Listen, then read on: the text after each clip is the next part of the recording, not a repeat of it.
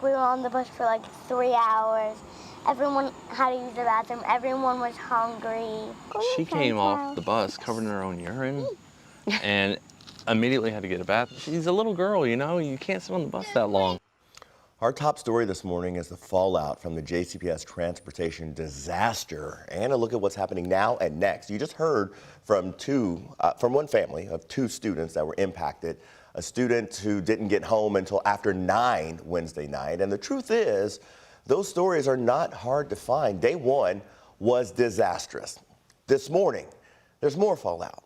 Despite the apologies, despite the promises to fix the problems, more and more JCPS parents are saying they simply do not trust the district. And now, Republican lawmakers in Kentucky are making their moves for what they believe will be a fix. WHAS11's Connor Steffen has more on their calls for action. It was a disaster. There's simply no other way for JCPS board member Corey Schultz to put it. We're trying to get to every family to ensure that they feel heard and that they are responded to in a timely manner. He could not confirm whether students will be back by Monday. We will be back in school when we have an adequate plan to get every child to and from school in a safe and efficient manner. Parents are completely outraged. They're hurt, they're scared.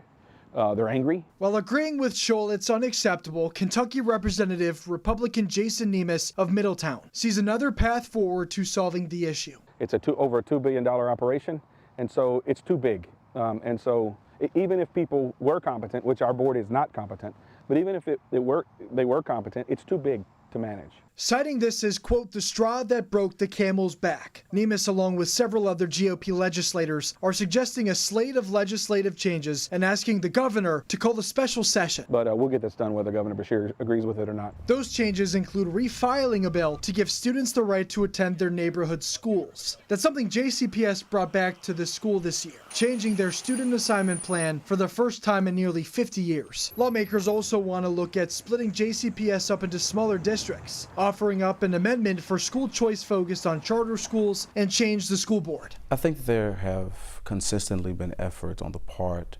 of the Republican Party here in Kentucky to take over JCPS. Kids currently out of school as JCPS works through a disastrous busing ordeal. Connor Steffen, WHAS 11 on your side. Now, the union representing JCPS bus drivers previously warned us the first day of school was going to be a nightmare. Their words: we know drivers had spent days practicing the routes made by Alpha Route, the company JCPS contracted to help fix the busing issues. Now, the union's leader told us the drivers were quick to communicate that the design routes were nonsensical. Their words. And drivers were having to travel all the way across town. He says when the plan was initially released, several bus drivers just upped and quit. You had drivers transferring out, you had drivers self-demoting, go to another department, you had drivers quit, and so now you're back to the same thing. The district invested, I guess, a lot of time and a lot of trust in this company, and it's apparent it's not going to work. JCPS says it's looking at every route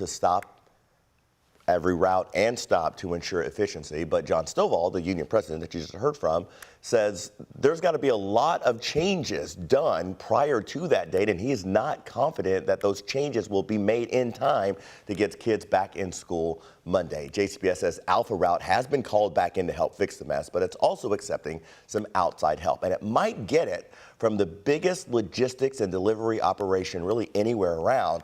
We're talking about UPS here. UPS did confirm to WHAS 11 News that it called JCPS and has offered to help. The two met yesterday, but we're told the conversations were all tentative. We haven't defined exactly what help could be. You know, we haven't gotten to that point. It'd just be a matter of having a conversation about the potential to help.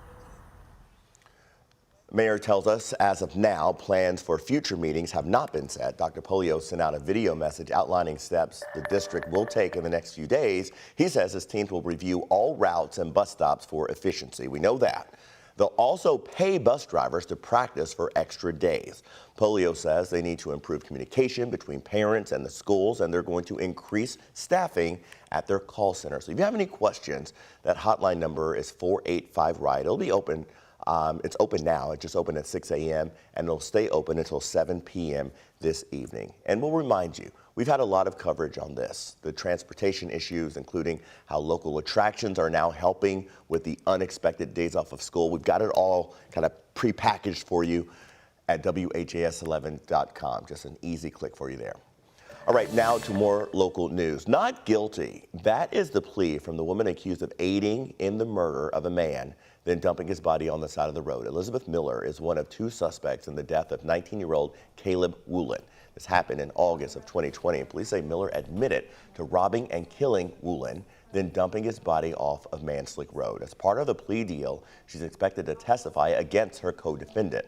She's charged with facility to murder, robbery, and tampering with evidence. If convicted, she'll face upwards of 15 years in prison. Her sentencing is scheduled for the 12th of October. Right now, police in Indiana are looking for this young man. His name is Logan Meadows. He's 19 years old. Police say he was last seen Wednesday, July 26, in Shelbyville. At the time, he was wearing a black hoodie, black jeans, and carrying a black backpack. Police believe he may be in extreme danger and might need medical assistance.